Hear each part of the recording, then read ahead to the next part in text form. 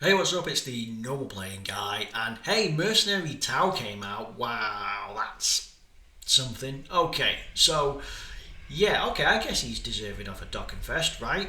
He probably will get his own LR outside of the World Tournament, but sure, right? It's less. I think it's less of a surprise than PyCon, but yeah, okay. Hey, great, we're touching into Dragon Ball. It's nice.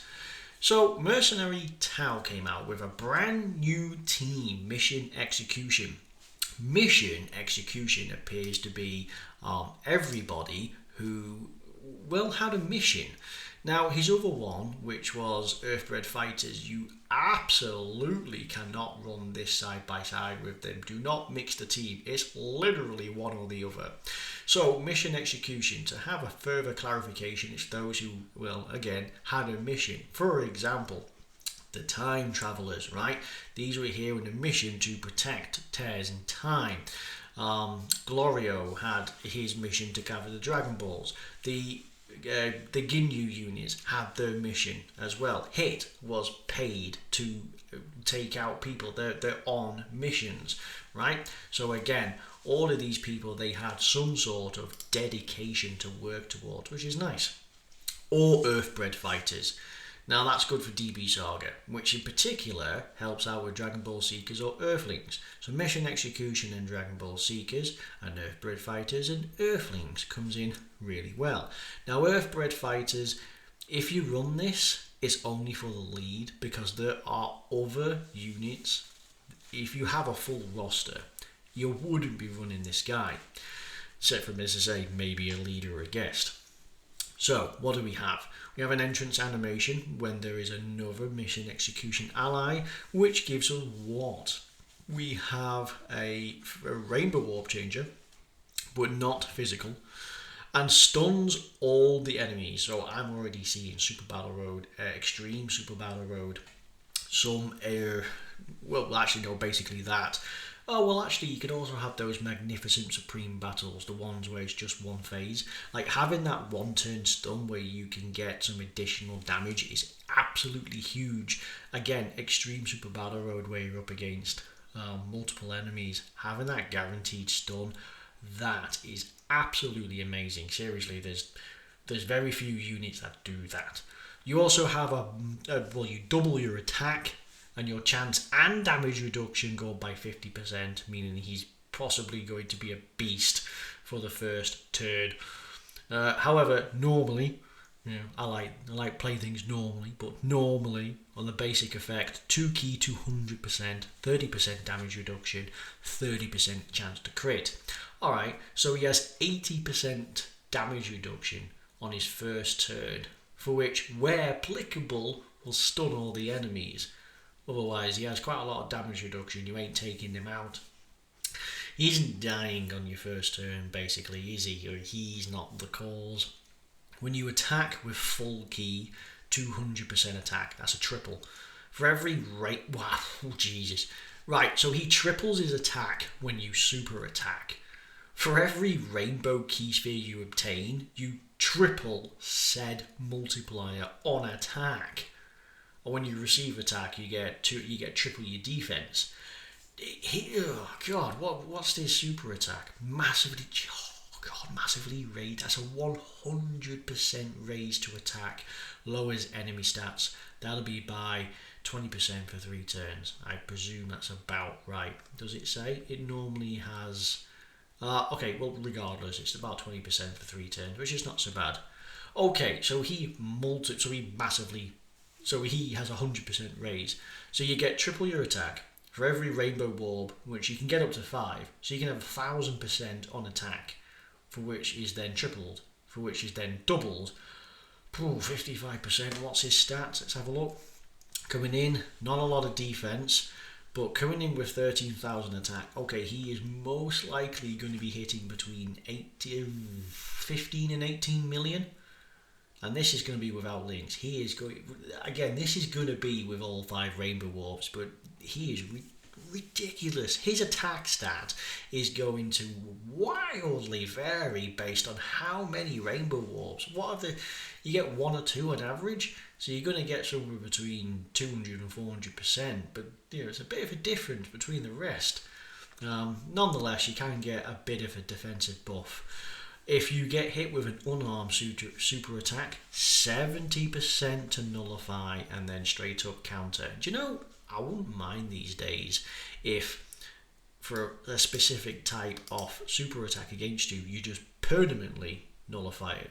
Enough with the 70%, 50%, you name it. You could have that for every other super attack, but for like a specifically named type, you should just flat out nullify it. When the enemy is down in the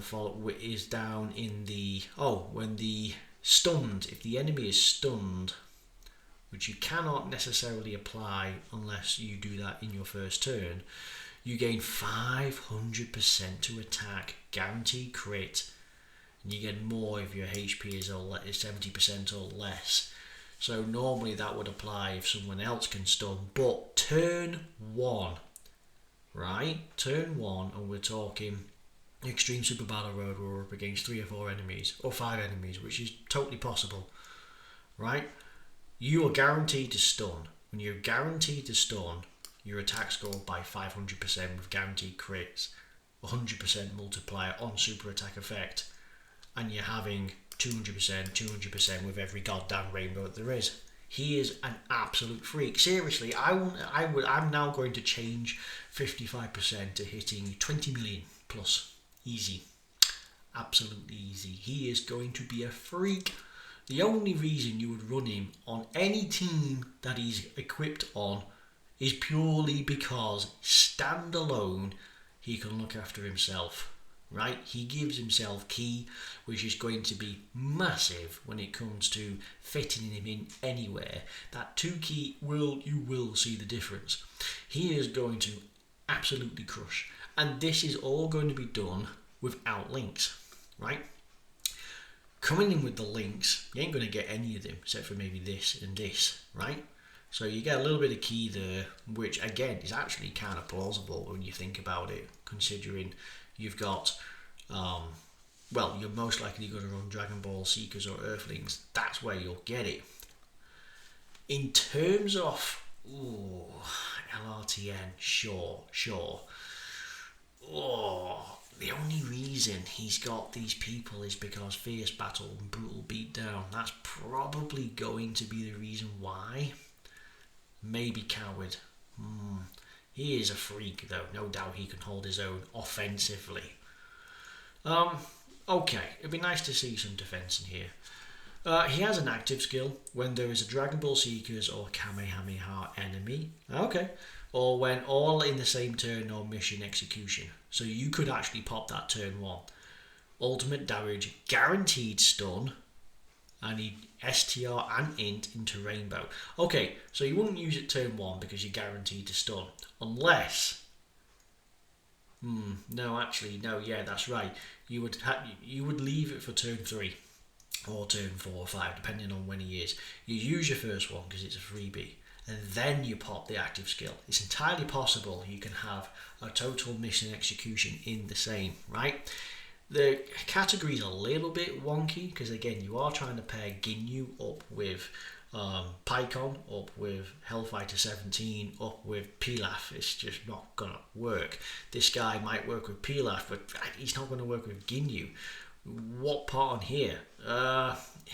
Possibly, you'll get Fierce Battle, possibly Coward, but if you check this, nah, he ain't getting anything with Ginyu in here, is he? So again, potentially you could rock the Ginyu Force and then just put him somewhere in it, and then okay, right, we've got something. He'd be able to stand alone himself and completely crush the battlefield. Absolutely insane. And then again, after you've had your first freebie stun, you could just pop that and that's it, job done. He is nasty, but the only reason being is, look at that. Crazy. You can build him however the way you want. I don't need to tell you how to build him. You can just do however it is you wish. You want to put more crit, you want to put more additionals, you go for it. You want to put dodge because he doesn't have dodge, you go for it. But yeah, he's good because Alright, but anyway, let me know how you built him. Let me know if you summoned for him. Oh, let me know. Actually, I know this guy can hit hard. But yeah, let me know what you've hit. Anyway, thank you very much for watching. Nobody watches these. Well, thank you anyway. I'll see you in the next one. And bye-bye.